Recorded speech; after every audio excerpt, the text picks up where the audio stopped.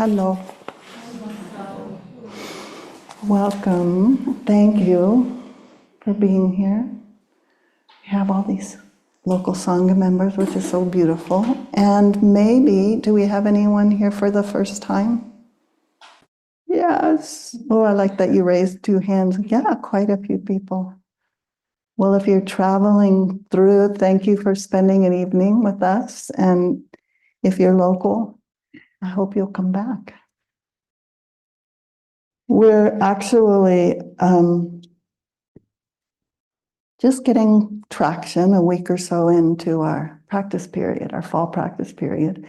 And we're studying the Tang Dynasty and all the wild and fresh teachings that came from that time. And there's a lot of, and all the koans, for example, and there are many stories of the monks and the teachers and the men, but there's just a few stories of the women of that period and pretty much of many periods of Buddhism. And so that's what I want to lift up tonight. Some of the stories, a few poems that we have. And we need to lift up their voices because a lot of them have been lost and not recorded.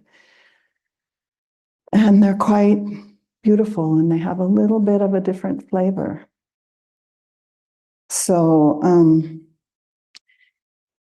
if we're only reading the primary official histories that have come through to us, we'd kind of, well, my thought was, this is irreverent, so it's good that I say it. I thought, well, you would think, where did all these kind of, male monks doing their Dharma combat come from if there weren't any women at that time? But there were a lot of women practitioners. We just don't have their stories recorded.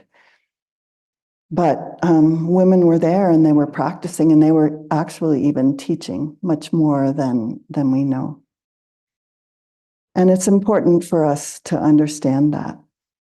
I found some interesting information from a census a little bit after that time, and the census shows that women represented about 13% of the ordained Buddhist population, so 13% of the ordained population in the 13th century of China.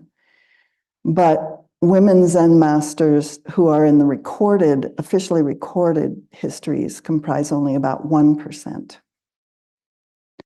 And so Grace Schireson, who's one of the modern women who's collected stories, says, how did a practice promising equality and liberation for all become a patriarch's Zen? So we can kind of, I was thinking it's a little bit like when just that we know that the women were there and that we know that the stories come through filters of the cultures of that time and the cultures somewhat of our times. Just knowing that helps, just like just seeing our delusions kind of help. They're still there, but we can a little bit interpret what we see in a different way.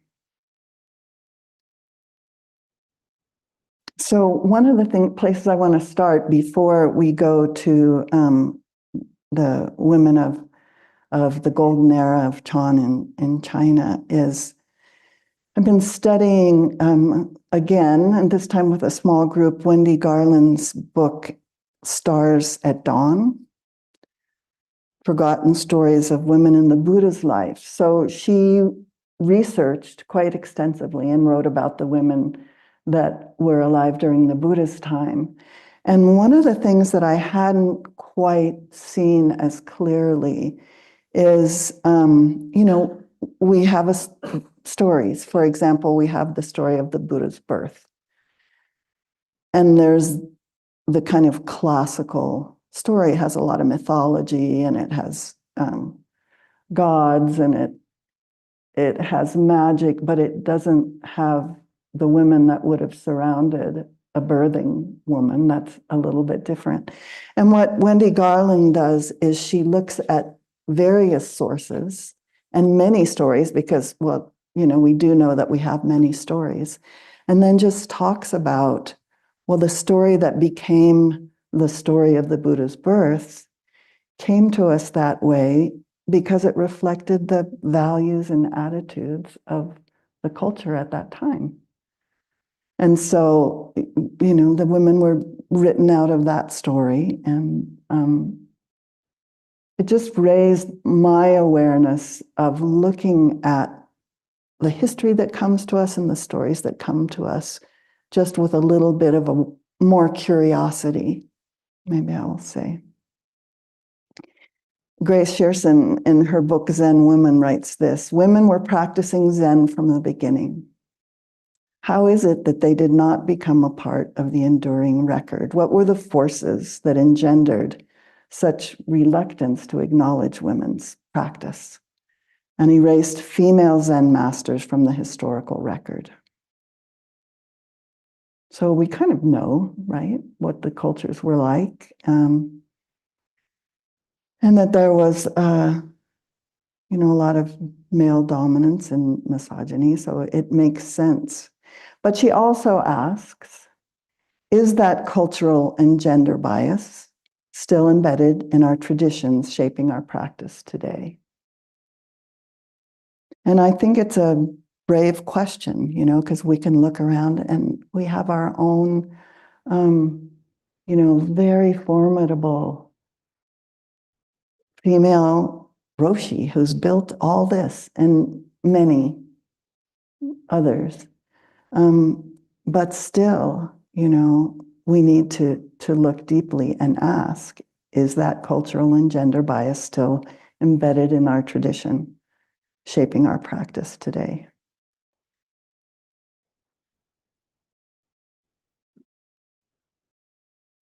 So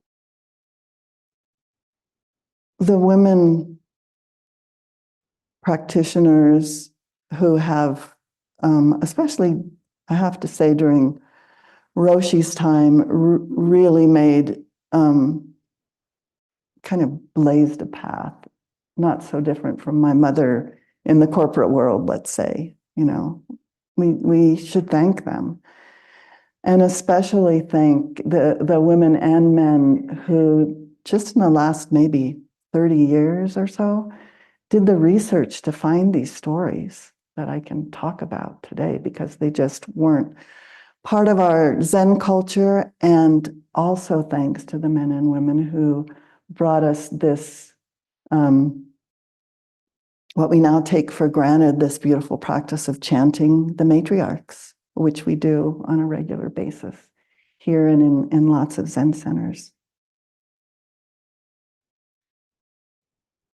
And one more thing that's not quite about women, but also just to thank and acknowledge the courageous Zen teachers out there in the West, particularly, who don't fit the stereotypical ideal of the Zen master.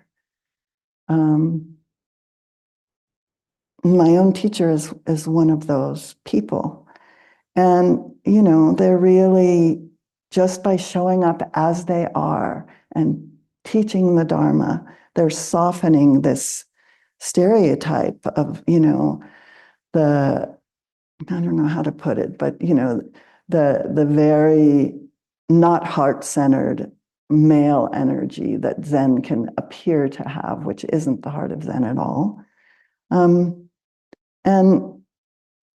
they can help us all feel welcome in this practice. Just, however we are, and know that it's our practice too. And the Buddha definitely always taught that that the Dharma comes through us, and that we have to reach into our understanding and then express through who we are. that understanding, not somebody else's. So I want to say one more thing before I leave this topic of how the stories come to us, because I think it's important to look at that. And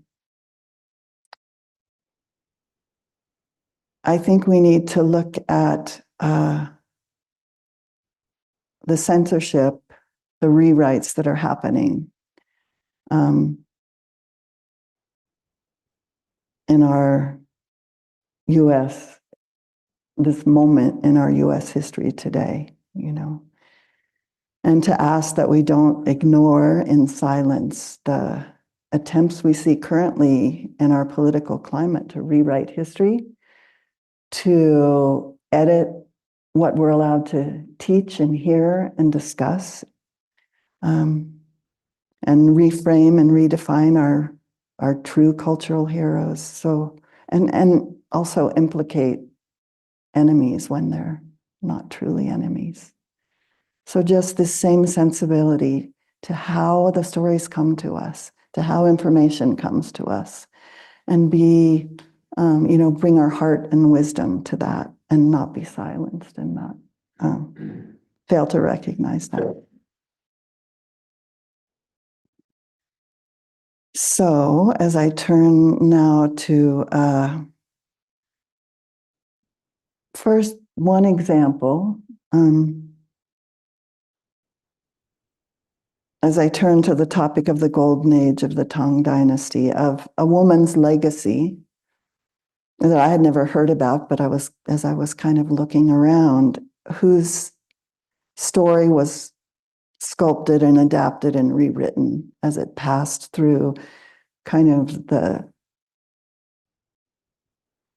cultural rewriting, those gates. And that person is, and that legacy is the legacy of Emperor Wu Zetian, who was the single female emperor in China's history. And she actually, her reign was during the Tang Dynasty. And she got a bad rap, in some sense deserved it. But, women of that time were fairly well educated if they were from the upper classes and the ruling classes. And she was one of them, but her rise to power, she started as a concubine to the emperor. When that emperor died, she married his son. When the son died, she kind of ruled in the name of her sons, their sons, and was quite fierce and had a reputation of being exceptionally brutal. And it sort of fits what we sometimes see as those, women who sleep their way to the top, who have this reputation for being ruthless. And I looked at several accounts of the history, and most of them say, yeah, she was pretty ruthless. And they also say that became kind of a single story, and that her ruthlessness was definitely quite exaggerated by the male Confucian officials who, came in after her. And actually, during her reign, China grew larger. Its economy and culture were revitalized, and corruption was reduced. So, there were all those kind of positive things that she was able to accomplish were a bit brushed aside, because it's a much juicier story to look at her, marrying, being a concubine, marrying here and there, being ruthless, and so on.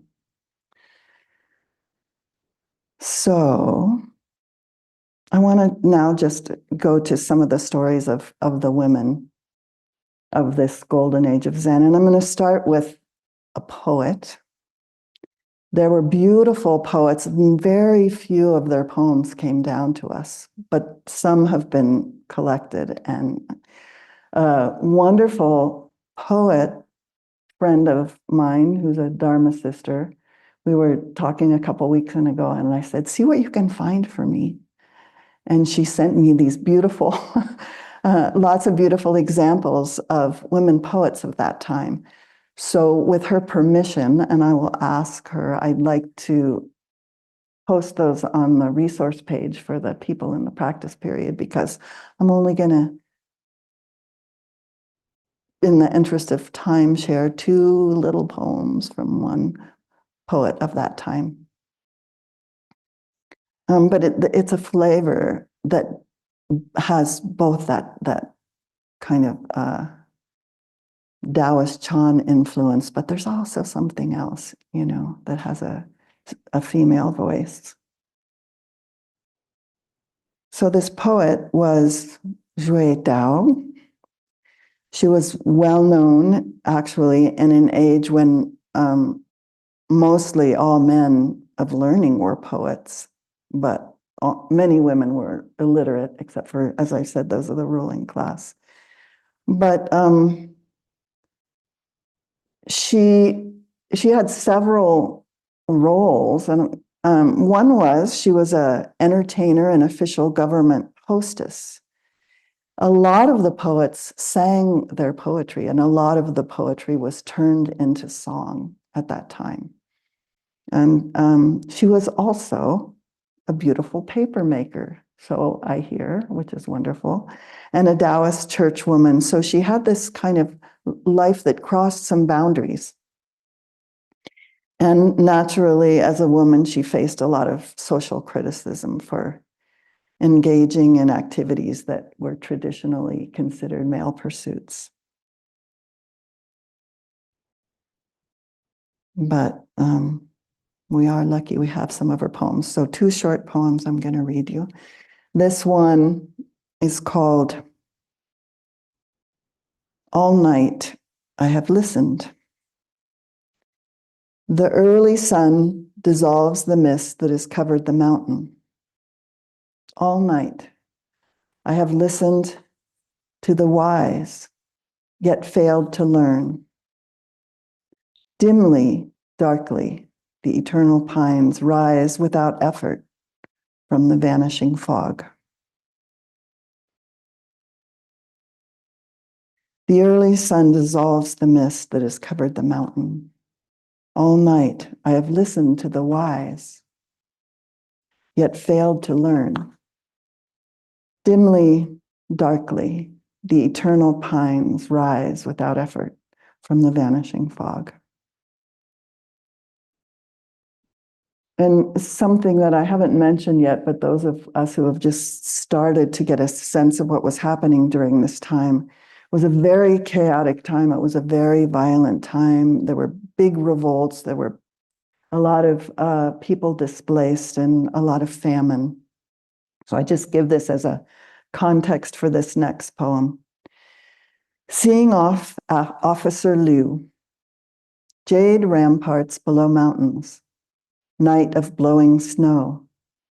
The brocade guard outside the walls are dying. I think in their graves, old princes ask each other, gazing at the gates of Wei, was it worth it? Jade ramparts below mountains, nights of blowing snow. The brocade guard outside the walls are dying.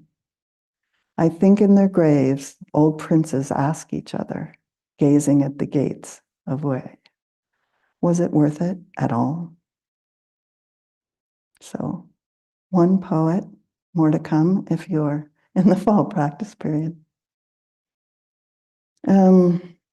So I'm going to mention a couple more well-known women, not go quite so much into their story, and then go a bit more into the story of a couple more that I love. So as I said, not many of them made it through to the official record, the first two women that I'm going to mention did, and they are the only two names in, for example, Andy Ferguson's Zen Chinese heritage, because they became part of the official record. And one is Liu Teimo and one is Moshan Liaoran, and they were both badass. They were like tough as nails. They were those ones. And there were other Zen masters, but their style was kick-ass. And there's many stories. And a lot of them is them kind of defending themselves in, in a Dharma combat kind of way. But Liu Teimo was a disciple of Guishan, and he, if you dimly remember, if you were in this conversation, was a founder of the first of the 5 houses that we're beginning to study. And Liu Teimo ended up living nearby the monastery of Guishan. And her stories indicate that they had a really deep Dharma friendship. So Teimo is the one that we know better as Iron Grinder Liu, because she was so tough and because she would enter into these Dharma combats and kind of grind down her opponents. But her history, I'm not going to say too much about, but she was a peasant. She worked on a farm with her father until she was a young woman. And then this story that comes to us through this book, I'll say a little bit more about Women of the Way, is that one day she just put down her hoe and hit the road, and she would stop at monasteries along the way for shelter because that was a safe way that women could travel. And she became really, just fell in love with kind of the quiet. And maybe I'll read one passage. This book, the first time I read it, it's by Sally Tisdale. It's called Women of the Way. And she tells these stories with lots of detail and makes them really alive. And they're inventions. It's very clear because we didn't have those stories in that kind of detail. But what she does is she takes everything about the times and she mentions the rebellion and she mentions so many things that were going on at the time. And she weaves it into the stories just so these women can come alive for us. So you'll be able to kind of get a feel for that. I'm going to read this one paragraph. Teimo grew to love, and this is about her traveling and staying in the convents along the way. She grew to love the carved statues, the serene faces surrounded by hair curls, eyes closed peacefully, sitting on lions, dragons, and raging waves with the same calm. Some of the statues had round faces, long noses, and spiraled hair, and looked different from anyone she had ever seen. She imagined they could sit on anything with the same stillness: poverty, pain, injustice. So through all this and glimmers of these stories, it's helpful to remember how chaotic the times were, because it's really kind of helps form these stories. And then the other woman that made it into the official records was Moshan Liaoran. And I'm not going to tell her story, but she is like one of the only women that we know that she had her own monastery, and she trained monks, and she trained both monks and nuns.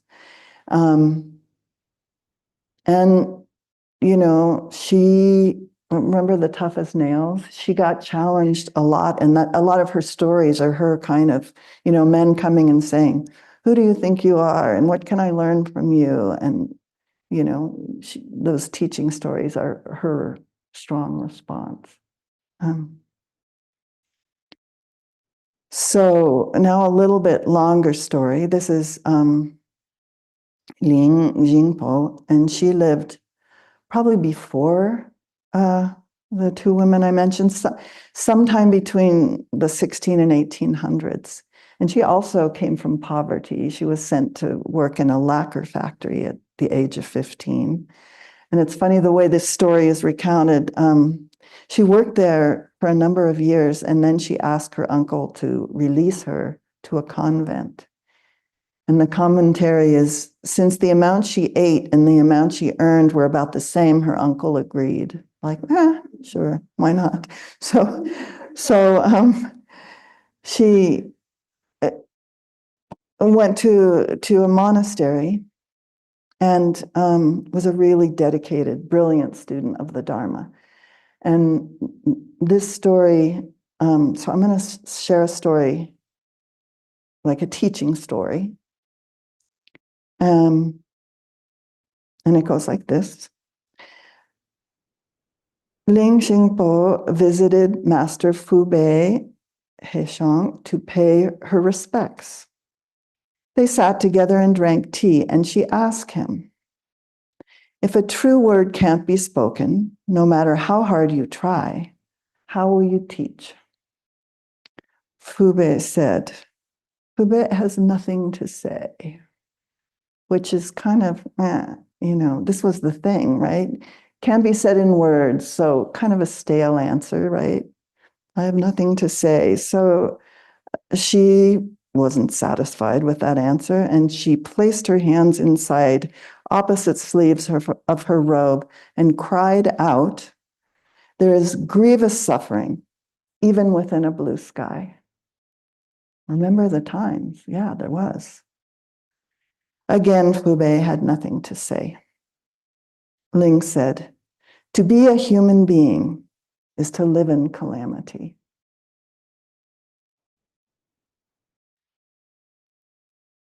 So this is a story that made it into the wonderful collection of stories of women ancestors, Hidden Lamp, which have commentaries by modern women practitioners. And Jo Potter points out in her commentary to this story that, what Ling isn't particularly interested is stale answers, and nor what can be spoken or not spoken, but really the function of the truth, the function of wisdom, a response, something, an action, enacted wisdom. There's grievous suffering even within a blue sky. To be a human being is to live in calamity. To respond, she's asking for a response to the political upheaval and starvation and violence. So her response is, what are we going to do about it? What's here for us to respond to? So this is Ling Xingpo.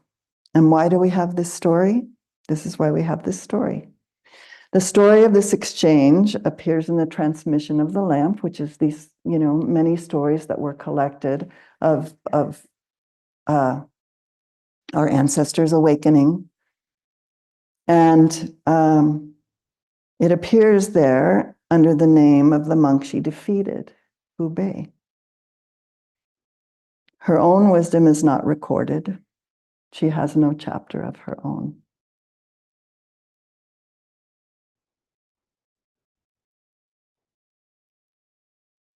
So my next story is Miaoshin. And she's a little bit later. She was a child after then there was a period when she lived from 1840 to 895. And Emperor Wu gained power, and he was very anti-Buddhist, and he made it his job to destroy the many, many, many large monasteries of the time. So Buddhism went kind of underground. And this is when those 5 houses and smaller monasteries popped up. So the teachings were quite strong, but they kind of went underground. And Miaoshin just was called to the way, and somehow she found her way to Yangshan and to practice with him in his monastery. And he was the disciple of Guishan, who I just mentioned, who was the other, our other woman's teacher. And so Miaoshin studied with him, and he was really appreciated her. So in his school, the Guiyang school, lots of training monks, and they used the teachings of the 6 patriarch Huineng as their kind of teaching stories. So the monks kind of ran around trying to work with these teaching stories and be clever and figure things out. So you'll recognize this story, but this is one of the stories that the monks kind of were taking up and talking about. And this is a story from Huineng, the 6th patriarch, and it goes like this. The flag above the temple gate was flapping in the wind. 2 monks got into an argument about it. The flag is moving, said one. No, the wind is moving, said the other. They almost came to blows. Then the 6th patriarch walked by, listened a moment, and said, neither the flag nor the wind is moving. Your mind is moving. So this is the teaching story, and the monks are all taking this up. And meanwhile, Miaoshin is made head of kind of the guest house. And so she would greet guests, but she would mostly also, wash their traveling clothes and cook their food and clean their rooms. And it was actually a fairly decent role because, she had the respect of her teacher, but it at the same time involved these tasks. And there's quite a well-known story of a number of monks, like 17 or 18 monks all came in, and they were coming to the monastery to see Master Yangshan. And they're doing their wind move. What should we say? Should we start with, does the flag move? And they're kind of rehashing again this old story and trying to think what to say to impress the master. So I want to read to you a couple things in this account, and particularly the way it's recounted. So here are the monks making their arguments, waiting in the guest house. After a time, out of the dim shadows scented with charcoal smoke, because she's cooking their meal, came Miaoshin's voice. You're all a bunch of donkeys, she said firmly, silencing the room at once. These were almost her first words since the monks had arrived. What a waste of good sandals. You wouldn't know the Dharma in a dream. And she rose and left the room to tidy the dishes in the kitchen. What a shame, she murmured as she left. Finally, the monks, chastened and uncertain, followed her into the kitchen. Please, can't you explain? One finally asked. Her hands in the water, brow damp with steam, she looked over her shoulder at him. The flag is not moving, the wind is not moving, the mind is not moving. Hand me that towel, please. It's such a good example of the attitude of that time, but also so beautiful that it's told, in this woman's way. So here's the last paragraph. And by the way, they just all left after meeting with her because they realized that they'd met an enlightened teacher and they were ready to go back to their monastery, and they never did go to visit with Yongshan. But Sally Tisdale ends the chapter this way. Like her teacher, Miaoshin practiced silence when it was best and saved her words for certain uses. In 1881, bandits overwhelmed Shangan and slaughtered thousands, targeting especially writers and artists. The city was looted, the crops withered, and the beautiful buildings were burned down. What was moving then?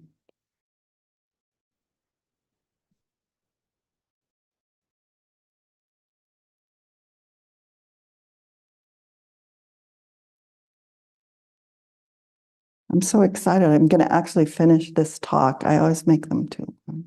So I am going to finish, but I want to finish with some words from Grace Schireson, who does the commentary to this story in The Hidden Lamp.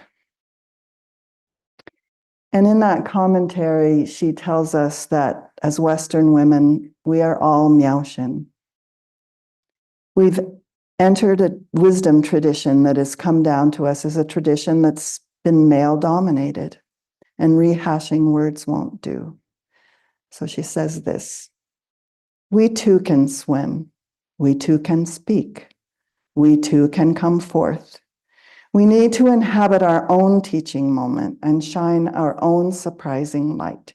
So I, Myoan Grace, say to Miaoshin, to her successors, and to all, it isn't that the wind doesn't move. It isn't that the banner doesn't move.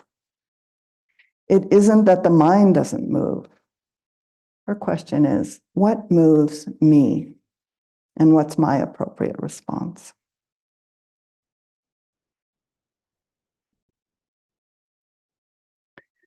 So we're honoring a few of these stories that have come down to us, but there's also what we chant in the Zendo when we honor those who have been forgotten and whose names remain unsaid.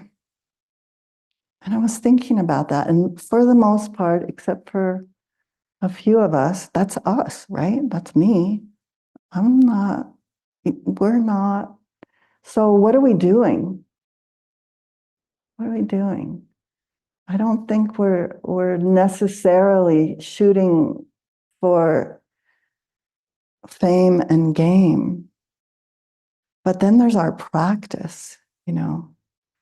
How does our practice matter? And I often come back around to this because I believe it so deeply. Just everything we say and do, just this matters. Our names most probably will remain unsaid, and yet everything that we do ripples out. Just this, just here, just now. And our own expression, our own unique expression. That's what we got to give, so we better give it. Okay, thank you for listening.